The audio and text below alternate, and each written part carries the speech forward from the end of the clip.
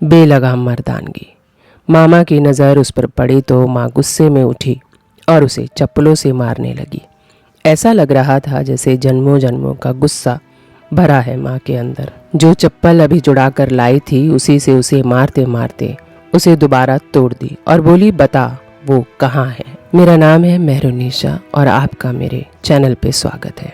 ये कहानी है सरिता की। सालों पहले मेरे पिता मेरी माँ को खाली हाथ और गोद में हम 2 भाई बहनों को छोड़कर चले गए।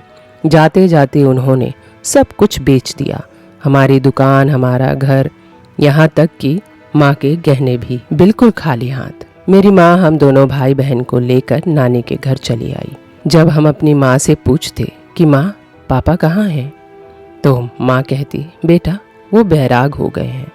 जब हम पूछते कि माँ ये बैराग क्या होता है, तो मेरी माँ कोई जवाब नहीं देती और उसकी आंखें झरने की तरह बहने लगती। फिर मेरी नानी हमारे सर पे हाथ रख देती और हमें ढेर सारा प्यार करती, कहती तुम जल्दी जल्दी बड़े हो जाओ नानी के जीते जी। हम नानी की ये बात सुन के खुश हो जाते और अपने खेल कूद में लग जाते। दिन महीने साल गुजरे, पापा लौट कर नहीं आए। हम नानी के यहाँ ही बड़े हो गए और पढ़ लिख गए। भाई नौकरी पे लग गया और मेरे लिए लड़का ढूंढने लगे। मैं भी नौकरी कर रही थी, पर हमारे यहाँ लड़कियों की शादी पहले करते हैं, तब बहू लाते हैं। महीनों लड़का ढूंढा मेरे मामा ने, तब उन्हें उनके किसी दोस्त ने एक रिश्ता बताया, मगर वो दूर एक छोटे शहर से था। मैंने झट से हाँ कर दी। माँ ने मामा ने कहा कि अरे लड़के को देख तो ले। मैंने कहा मामा आपने देख लिया, बस काफ़ी है, और कहकर मैं वहाँ से उठकर चली आई। मामा ने माँ से कहा, अरे क्या हो गया इसे। माँ ने कहा, बच्चे बिन बाप के बड़े होते हैं, मुश्किलों से गुजरते हैं तो वो अपनी उम्र से ज़्यादा बड़े हो जाते हैं। माँ ने कहा, आप हाँ कर दो भैया। मामा ने लड़के वालों से हाँ कर दी। उस वक़्त उन लोगों को भी बहुत जल्दी थी। उन्होंने कहा कि हम हफ्ते के अंदर आएंगे और लड़की लड़का एक दूसरे को पसंद कर लिए तो सगाई करेंगे और शादी का दिन भी उसी दिन तय करेंगे। हम इंतज़ार करने लगे, वो हफ्ते के अंदर ही धमक पड़े। जब लड़के वाले घर आए सगाई करने तो उनके साथ एक भी औरत नहीं थी। 4-5 मर्द थे और सारे के सारे जवान। मेरी माँ तो एकदम डर गई कि ये कैसा रिश्ता है, ना कोई औरत है ना कोई बूढ़ा है, सारे के सारे लड़के रिश्ता करने चले आए। भैया ये कैसा रिश्ता ढूंढा है आपने। फिर मामा ने कहा, अरे नहीं नहीं, ये 2 लोग तो मेरे दोस्त हैं, उन्होंने रिश्ता कराया है, और एक लड़का प्रदीप है और ये लड़के के पिता हरीश जी हैं। लेकिन हाँ, आप लोगों के साथ कोई औरत नहीं आई, क्यों। मामा ने भी यही सवाल किया। तो मामा के दोस्तों ने बताया कि उनकी बीवी जो है बेचारी के एक हादसे के दौरान उनके दोनों पैर चले गए, तब से बीमार है बहुत ज़्यादा, इसीलिए तो जल्दी से सगाई करके जल्दी से शादी करना चाहते हैं ताकि घर में उनके पास कोई औरत रहे। बेटियां हैं नहीं, एक ही लड़का है, उनके पास कोई रहेगा तो शायद जल्दी से ठीक हो जाए, और बाकी दूर इतना था तो कोई बूढ़ा आदमी या औरत ना आ सकी। तब मामा को तसल्ली हो गई, लेकिन माँ लड़के के पिता को देखकर बड़ी हैरान हो रही थी, क्योंकि लड़के और लड़के के पिता में फ़र्क करना मुश्किल हो रहा था। पिता से ज़्यादा तो वो दोनों जुड़वा भाई लग रहे थे। वो इतने जवान और तंदुरुस्त थे कि माँ को हैरत हो रही थी कि अपने पिता हैं या कोई और। तो माँ ने पूछ ही लिया कि आपका ये सगा बेटा है। माँ का सवाल सुनकर सब हंस पड़े। मामा के दोस्तों ने कहा, अरे ये हमारे गाजियाबाद के हरीश पहलवान हैं, इनके किस्से सुन सुनकर ही तो हमारे पूरे गाजियाबाद में कसरत करने की लहर दौड़ गई है। ये कसरत सिखाते भी हैं और सबको सेहतमंद रहने की सलाह भी देते हैं। पहले तो ये फौज में थे, फिर जब से इनकी बीवी के साथ वो हादसा हुआ, तब से उन्होंने बिस्तर पकड़ लिया। फिर ये फौजदारी छोड़कर घर आ गए और अब कसरत और सेहत बस यही सिखाते हैं और करते हैं। आप गाजियाबाद आएंगे कभी तो इनके नाम के अखाड़े देखेंगे हर जगह। अब हरीश जी तो फौज में थे।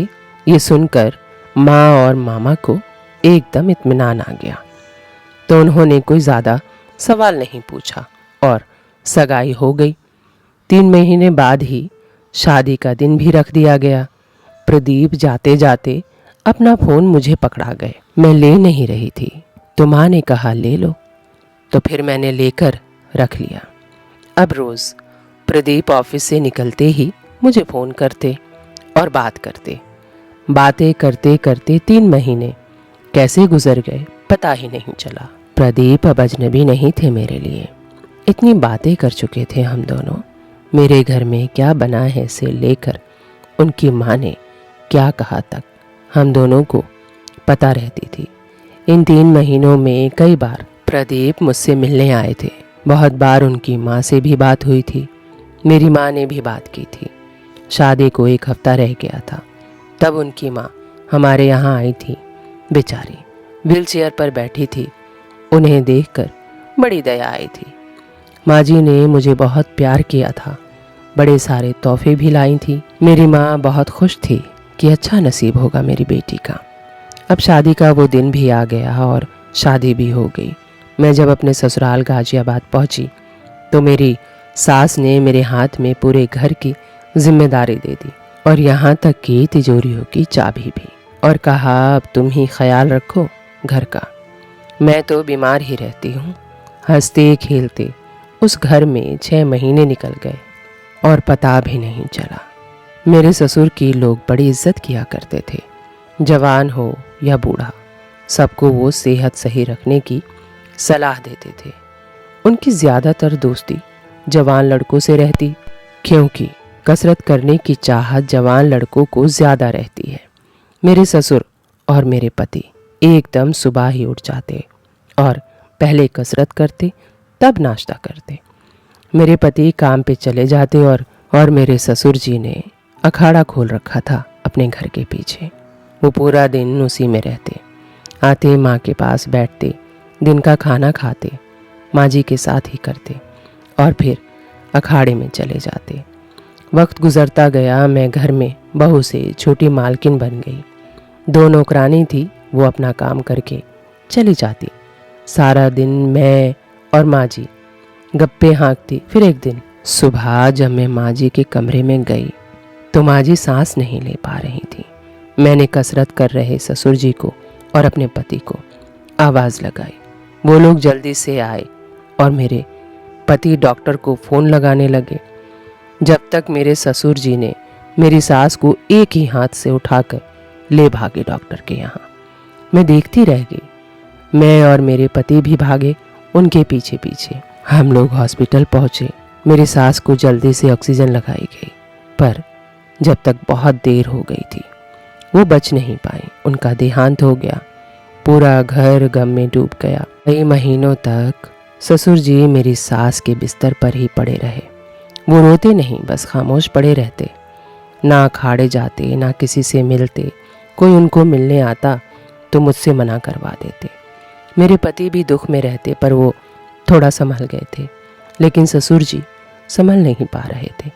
कैसे संभलते, उनका जीवन साथी जो चला गया था। जब कई महीने हो गए तब मेरे पति ने कहा अपने पिता के पास जाकर, माँ को खो चुका हूँ, आपको खोने की हिम्मत नहीं है मुझ में।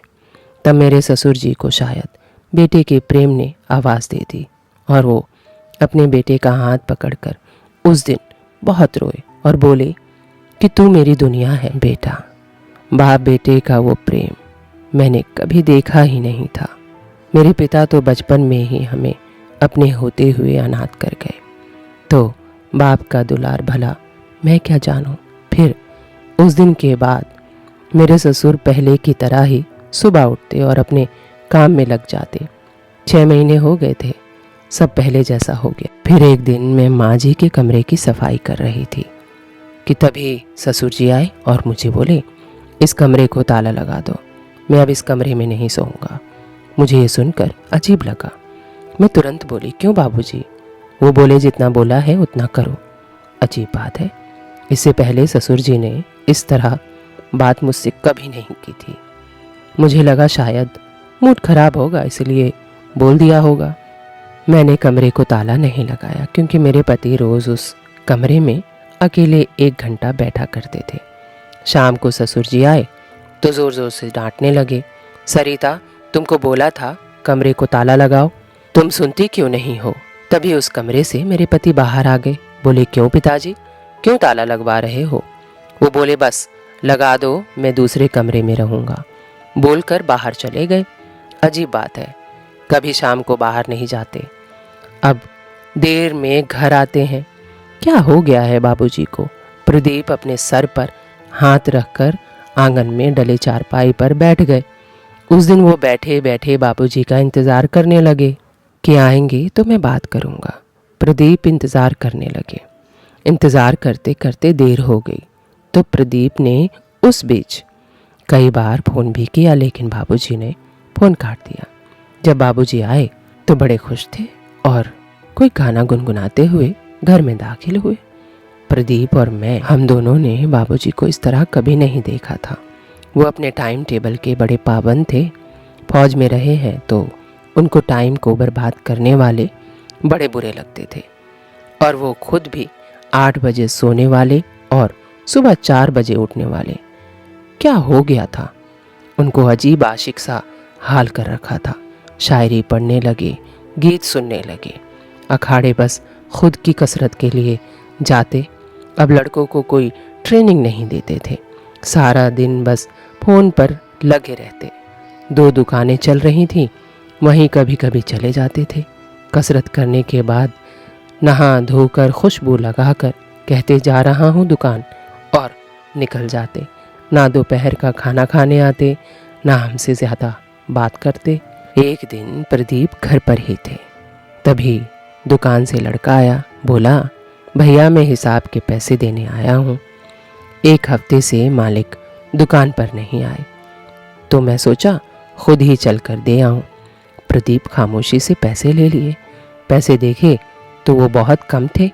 बोला, ये तो बहुत कम है। लड़का बोला, 1 दुकान से इतना ही आता है भैया। प्रदीप बोला, 1 दुकान? लड़का बोला, हाँ 1 दुकान तो बेच दी ना आप लोगों ने। क्या भैया? ऐसा बोलकर वो निकल गया। प्रदीप बुत बना बैठा सोचता रह गया। तभी काम वाली आई। बोली, अरे भैया आज आप इस वक्त घर पर ही हो? प्रदीप बोला, हाँ घर पर ही हूँ। फिर वो भावें चलाती हुई बोली, या फिर नहीं, और फिर चुप हो गई। मैं पूछने लगी, बोल क्या बोल रही थी, चुप क्यों हो गई? प्रदीप भी बोले, क्या बात है, कुछ बोलना चाहती हो तो खुलकर बोलो।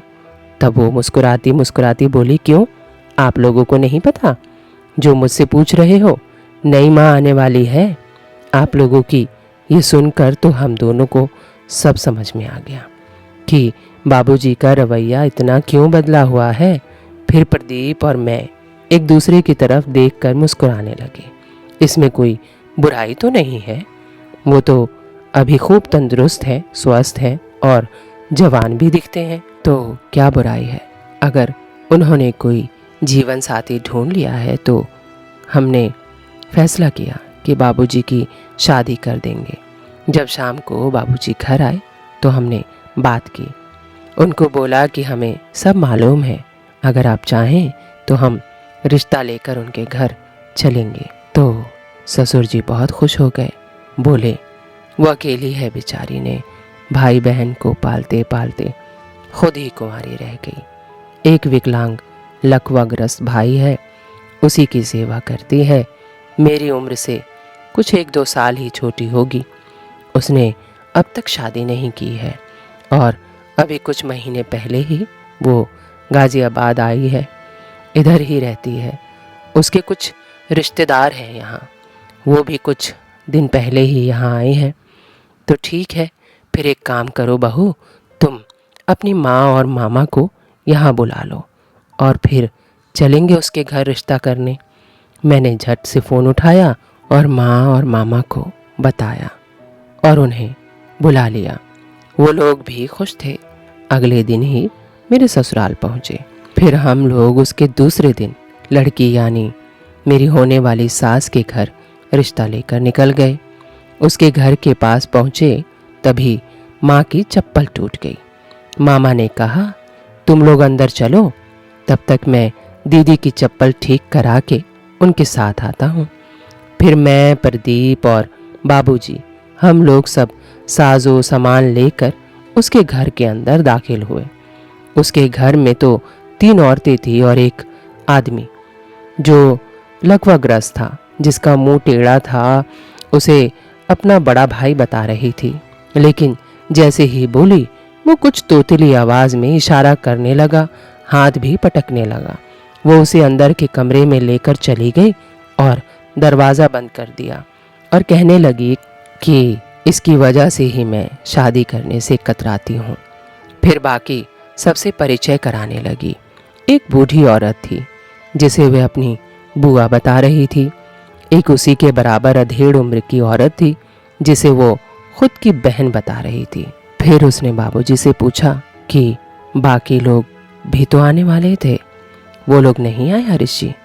बाबूजी ने कहा, आ रहे हैं, अभी उनकी चप्पल टूट गई थी तो वही ठीक करवा कर आ रहे हैं। तो वो बोली, अच्छा, तो जब तक आप लोग तो पानी पियो, मीठा खाओ, तब तक मैं चाय बना कर लाती हूँ। वो हम सबके लिए चाय बनाने चली गई। जब तक माँ और मामा चप्पल ठीक करा कर आ गए तो वो लोग भी बैठे और पानी पिए। बातचीत चल ही रही थी। बूढ़ी बुआ बखान खोले बैठी थी। हमारी शन्नों ने कभी मर्दों को अपने करीब नहीं आने दिया। बेटा बनकर सारी जिंदगी रह गई, पर अब जब सारे भाई बहन को पाल पोस कर उनके अपने घर कर दिया तो इसे भी तो कोई चाहिए जो इसकी तन्हाइयों का साथी बने। कब तक ऐसे अकेले ही रहेगी? अब हरीश बेटा, तुम जल्दी से शन्नों को अपने घर की कर लो। माँ बेसब्री से इंतजार कर रही थी कि कौन है वो दिलेर औरत जिसने अपनी सारी जिंदगी भाई बहन के नाम लिख दी। उधर ससुर जी खुश मन ही मन मुस्कुरा रहे थे। तभी शन्नो चाय लेकर आई। उसने माँ को देखा, अभी माँ की नज़र उस पर नहीं पड़ी थी। माँ को देखकर घबराहट में उसके हाथ से चाय की ट्रे गिर गई। तभी मामा की और माँ की नज़र उस पर पड़ी तो माँ गुस्से में उठी और उसे चप्पलों से मारने लगी। ऐसा लग रहा था जन्मों जन्मों का गुस्सा भरा है माँ के अंदर। जो चप्पल अभी जुड़ाकर लाई थी उसी से उसे मारते मारते दोबारा तोड़ दी और बोली, बता वो कहाँ है? सब रोकते रहे। हम लोग हैरान, आखिर माँ को क्या हो गया है? वो इस औरत को कैसे जानती है और ये किसके बारे में पूछ रही हैं? हम लोग हैरान परेशान, हम लोगों के मन में हजारों सवाल, लेकिन माँ तो एकदम सुन ही नहीं रही थी। चीख रही थी, चिल्ला रही थी, मारे जा रही थी। जब माँ मार मार के पूछ पूछ के थक गई तो हमने उसे पूछा कि आखिर आप इसे कैसे जानती हैं और क्यों मार रही हैं और किसके बारे में पूछ रही हैं। माँ बोली, पहले पुलिस को फ़ोन लगाओ, ये ऐसे नहीं बोलेगी। पुलिस को फ़ोन करो। मामा फ़ोन करने लगे। तभी ससुर जी उठे और फ़ोन छीन कर बोले, क्या तमाशा है? आप पहले हमें बताओ, आप कैसे जानती हैं इनको और किसके बारे में पूछ रही हैं? तब माँ ने पहले बाबूजी से पूछा कि समधी जी, पहले मुझे ये बताइए क्या क्या बेचकर दे दिया है अब तक इसको? मेरे ससुर जी ये सुनकर सन रह गए। बोले, मतलब? माँ बोली, ये कोई शादी वादी नहीं करेगी आपसे, ये आपकी सारी दौलत लेकर फरार हो जाएगी। इसने मेरे गहने, मेरा घर, मेरी ज़मीन, मेरा जायदाद, यहाँ तक कि मेरा बेलगाम पति भी सब लेकर फरार हो गई। कितने सालों तक मैं इसे ढूंढती रही। मेरे बच्चे बिना बाप के पले। बच्चों को मैंने यही बताकर पाला कि इनका बाप बैराग हो गया। बता कलमोही, कहाँ है वो? इसका पेशा है बेलगाम मर्दों को ढूंढना, उसे फंसाना और सारी दौलत लेकर फरार हो जाना। इसका पहला शिकार मेरा घर था। मैं माँ की बातें सुनकर बुत बने खड़ी रही। मैं कुछ बोल ही नहीं पाई।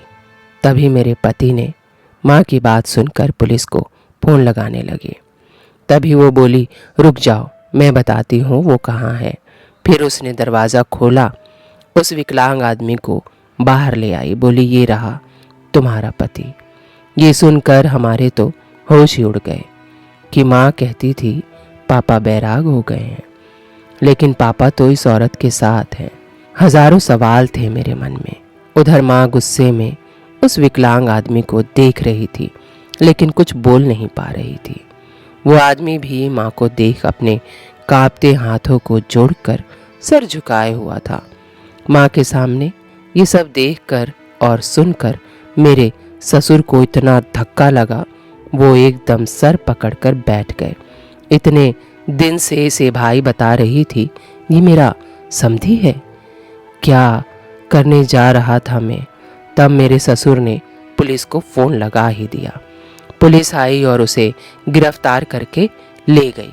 उसने ऐसे कई घर लूटे थे और जो मर्द उसका पीछा नहीं छोड़ते थे उन्हें ये दवा खिला खिला कर मार देती थी। पता नहीं मेरे पिता बच कैसे गए। दवा तो उन्हें भी खिलाया था उसने। खैर, बेलगाम मर्दानगी की यही सज़ा होनी चाहिए। कहानियाँ हमारे जीवन के अनुभवों से मिली होती है। और आज की कहानी में आप लोग बताइए कि सरिता की माँ को अपने पति को माफ़ करना चाहिए या नहीं। कमेंट में ज़रूर लिख भेजिएगा। चलते चलते मैं आप लोगों को एक शायरी सुना देती हूँ कि पाप शरीर नहीं करता, विचार करते हैं, और गंगा विचारों को नहीं शरीर को धोती है। उम्मीद करती हूँ मेरी ये वीडियो आप लोगों को अच्छी लगी होगी, तो चैनल को सब्सक्राइब कर लीजिएगा और लाइक शेयर ज़रूर कर दीजिएगा, और हाँ, बेल आइकन को दबाना ना भूलिएगा। Thank you for watching.